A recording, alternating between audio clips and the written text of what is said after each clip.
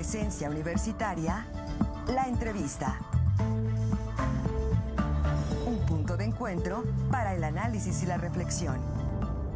Son las 7 de la mañana ya con 35 minutos. Agradecemos mucho a nuestra invitada que nos acompaña en esta mañana. Es la licenciada Yacivit Tibisay, espero haberlo pronunciado de forma correcta, Velázquez Boscán. Ella es oficial judicial C, adscrita al Tercer Tribunal Laboral Federal de Asuntos Individuales en el estado de Jalisco, y a quien le agradecemos su tiempo. Licenciada, ¿cómo se encuentra? Muy buenos días y gracias por acompañarnos. Muy buenos días. Muchísimas gracias por la invitación. A usted por su tiempo, licenciada. Y bueno, me parece que estamos en los momentos más álgidos de la reflexión en torno a la reforma al Poder Judicial de la Federación, en donde uno de los puntos torales es que sean votados jueces, magistrados y ministros del Poder Judicial de la Federación. Y por ello, pues la hemos invitado a usted para que, en razón del derecho comparado, que es una rama de la ciencia jurídica, podamos hacer un análisis de lo que sucede en otras latitudes, en donde los jueces han sido designados por otro poder o han sido votados por la ciudadanía, licenciada. Es correcto. Aprovecho la oportunidad para comentarles. Soy venezolana de nacimiento. Hace 10 años recibo la cordial invitación para hacer un intercambio entre la Universidad de Guadalajara y la Universidad de los Andes. Y ahorita, como bien lo expresan, trabajo en un tribunal laboral federal. Y la experiencia, en el caso de Venezuela, es que la imposición de jueces y magistrados por imposiciones del Poder Ejecutivo ha sido totalmente un fracaso. En el hecho de que por el, digámosles, movimiento fáctico de un populismo, se han transversado lo que son los derechos humanos y las garantías de las personas a favor de una sola persona, a favor del autoritarismo. Es decir, allá en Venezuela también se eligen a los jueces de manera popular, es decir, el pueblo tiene la oportunidad también de elegir los jueces, ¿o cómo funciona? En Venezuela se eligen los jueces por mandato del Ejecutivo. No han tenido la oportunidad de elegir por voto a sus jueces. Han tenido la oportunidad de, digamos, tener una democracia actuada, en la que todo el poder está en ejercicio de una sola persona. No hay un tribunal superior que detenga las arbitrariedades de una autoridad. Ahorita es el caso, me permito la oportunidad de expresarles. El 28 de julio hubieron elecciones presidenciales, donde por un 73% se eligió al candidato opositor.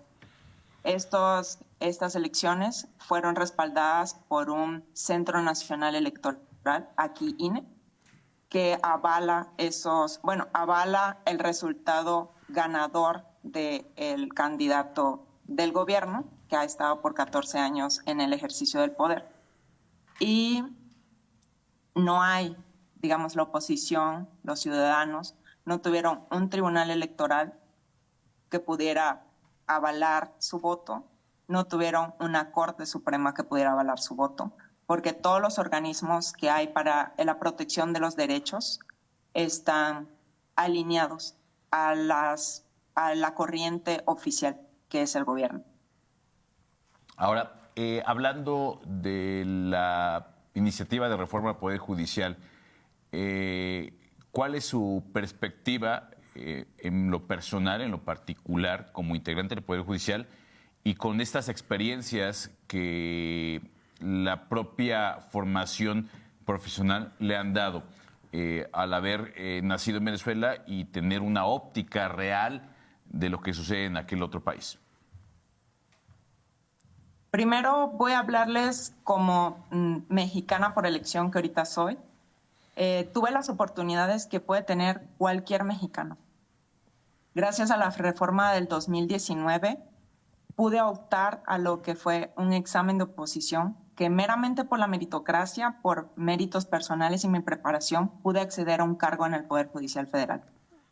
Justamente hoy sale el listado de publicación de las personas que vamos a salir habilitadas para actuario y se trunca todas las expectativas de vida que como abogada y como ciudadana pude haber tenido. Eso digamos que en un primer término. Pero si hoy estoy con ustedes y si estamos a pie de lucha, hablo por mí y por muchos de mis compañeros, es que con esta reforma judicial se van a violentar muchísimas más cosas que mis expectativas de vida. Estamos hablando de la democracia, de la libertad, del ejercicio de cualquiera de nuestros derechos humanos fundamentales. Creo que eso es lo más importante y lo que deberíamos de tener todos en cuenta para evitar que esta reforma judicial pase. Porque al habilitarse los poderes ilimitados a una sola persona, vamos a hacer que se repita una historia que es trágica. Y no solamente hablo de Venezuela, hablo de todo el movimiento populista que hubo en América Latina. Y sin querer sonar trágica, inclusive hablamos de guerras que se hicieron por movimientos autoritarios, como fue el nazismo. No podemos dejar que todo el poder esté concentrado en una sola persona, en una sola corriente popular o en un solo movimiento partidista. Tenemos que evitar eso, tenemos que fomentar la democracia y la libertad y sobre todo el ejercicio de nuestros derechos humanos. Permítame compartirle un punto de vista de un académico, parte de la audiencia de Presencia Universitaria y columnista de este mismo espacio. Esto en el contexto del bloqueo que se está realizando en estos momentos en la Cámara de Diputados en la Ciudad de México. Dice el académico José Luis Álvarez Hidalgo: el bloqueo a la Cámara de Diputados es un acto de cerrazón total, de corte fascista, pues quieren imponer un punto de vista unilateral alentados por sus patrones de la Suprema Corte de Justicia de la Nación. Es una transgresión absoluta al poder legislativo, una invasión de poderes, y la protesta es ilegal e ilegítima. Solo les mueve el afán de preservar los privilegios de un poder judicial corrupto y aliado con la oligarquía y la ultraderecha de este país. No lo podemos permitir y menos justificar con argumentos tan endebles. ¿Cuál sería su posición ante este punto de vista, licenciada? Pues como bien lo dicen, todos tenemos derecho a pensar diferente. Realmente yo hablo desde el conocimiento previo, desde mi experiencia. Si no hubiera sido por lo que viví en Venezuela, digamos que no estaría aquí. Mi camino cambió desde que a mi hermano lo matan por un hecho partidista. Mi hermano era de la oposición, el gobierno chavista lo manda a asesinar por sus intereses y no hubo un tribunal que pudieran pararme y protegerme. Yo pude haber ingresado, ingresé a México por una corriente de educación, pero bien pude haber ingresado por protección política. Esto es lo que se quiere proteger. Digamos que puedo hablar desde los dos puntos de vista y para nada importa lo que yo pueda ganar o los supuestos privilegios que tenemos, que no son ciertos. Han utilizado los medios de comunicación para malinformar. Ni siquiera nos pueden... Digamos que el Poder Judicial Federal ha hecho también su trabajo, que no se interesó en que nos conocieran, en que no saben qué es lo que hacemos, qué es lo que ganamos. Cuando, gracias a un ejercicio de transparencia, toda la información es pública. Todos saben cuántos ganamos, qué bonos tenemos, qué supuestos privilegios tenemos. Hablo como venezolana y perteneciente al Poder Judicial Federal, y créanme que no se están protegiendo privilegios que no tenemos. Ni siquiera tenemos certeza de que nos van a pagar. Ese no es el tema. El tema aquí es la libertad, es la democracia. Desde el momento en que se vulneran los derechos, la marcha,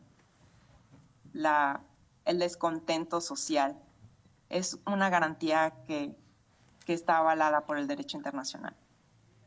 Muy respetable su punto de vista, pero aquí estamos hablando de derechos, estamos hablando de garantías, estamos hablando de que no se repita una historia que ya se contó en América Latina, una historia que ya se contó en Venezuela y que ha sido nefasta. Han sido 25 años de una dictadura disfrazada de democracia, donde las personas ni siquiera pueden salir a protestar, donde las personas tienen miedo de expresar su opinión porque ya crearon una Comisión Nacional Cibernética donde toda comunicación que se realice entre personas, digamos, no estamos hablando de grandes asociaciones, estamos hablando de personas, de tú con tu amigo, tú con tu vecino, y si emites una opinión contraria al gobierno, te encarcelan, sin ni siquiera una orden de aprehensión, sin un juicio previo, violan totalmente el debido proceso, las libertades individuales de cada persona, la libertad de expresión. La gente vive con miedo y ha sido el resultado de que 8 millones de venezolanos estén alrededor del mundo, cuando tenemos una población de 30 millones de venezolanos. Eso es lo que tenemos que ver, no los supuestos privilegios que dice el gobierno que tenemos. Ahora, ya tuvo oportunidad de conocer un poco el sistema judicial aquí en México. Por lo menos en las cifras tenemos hasta el 99% de impunidad. Se habla por parte del gobierno de que existe corrupción, incluso colusión con el crimen organizado o con algunos delincuentes por parte de algunos miembros del Poder Judicial. ¿Usted no ve que sería necesaria una reforma de algún tipo, a lo mejor no la que está proponiendo, pero alguna reforma al Poder Judicial? ¿Cuál cree que sería entonces la propuesta de cambio necesaria para el Poder Judicial? Una reforma es necesaria, claro que es necesaria, pero es necesaria desde abajo. Necesitamos que reformen las policías, que necesitamos que reformen las fiscalías, los ministerios públicos, organismos que están al cargo del Ejecutivo. Nosotros no somos policía, no somos fiscalía, no somos ministerio público. Nosotros no podemos investigar. Y hablo como trabajadora del Poder Judicial. Se ha visto, bueno, para mí es risorio la falta de conocimiento que inclusive tienen los abogados particulares. Ellos son los que protegen, los que promueven, los que tienen que hacernos ver cuál es el derecho que están respaldando de su cliente o de la persona a proteger.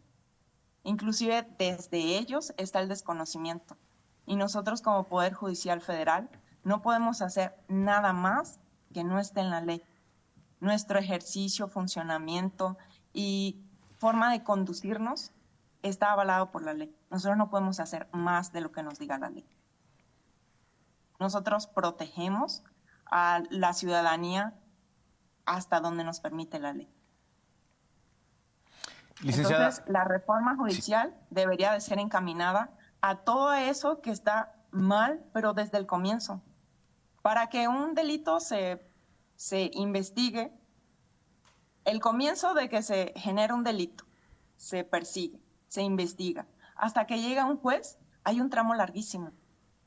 Y la corrupción comienza desde que hay que pagarle al policía o hay que pagarle al fiscal, al agente del Ministerio Público, para que investigue. Porque si no hay dinero de por medio, no lo investigan. En nuestro entorno eso no sucede. Nosotros ni siquiera recibimos un peso por una copia. Nosotros, bueno, voy a hablar por mí, por nuestro juzgado, voy a hablar por todos los tribunales en los que tengo conocimiento. Nosotros, no hay corrupción. Si hubiera corrupción, pues hubieran carpetas de investigación, hubieran jueces tras las rejas, no los hay. Licenciada, se nos termina el tiempo en este espacio, es corto. Sin embargo, quisiese pedirle alguna reflexión final, alguna consideración de cierre para la audiencia de presencia universitaria, justamente en torno al tema de la reforma judicial y en el ejercicio que hemos realizado, que es en razón del derecho comparado, lo que sucede en otros países. Tomo la oportunidad para decirles que se informen. Es nuestro deber como mexicanos todos informarnos, conocer la historia. En nuestra historia está la respuesta para todo lo que está sucediendo. Bien dicen que la historia es cíclica. Ahorita es la oportunidad que nos ha dado la vida para conocer todo lo que sucede. Estamos en una era de globalización donde tenemos la información al acceso de nuestra mano. De verdad, conozcan la historia de Venezuela. Han sido 25 años de terror y yo les invito a que la conozcan, a que sean empáticos con ella y no repitamos la misma historia acá en México. Tenemos un México muy bonito como para que sea destruido. Entonces informémonos y veamos lo que necesitamos, exijámoslos y defendamos la democracia y la libertad de México. Muchas gracias a nuestra invitada, la licenciada Yacivit Tibisay Velázquez Boscán, oficial judicial C adscrita al Tercer Tribunal Laboral Federal de Asuntos Individuales en el Estado de Jalisco. Licenciada, gracias por su tiempo. Gracias a ustedes, que tengan bonito día. Nosotros vamos a una pausa y regresamos con más.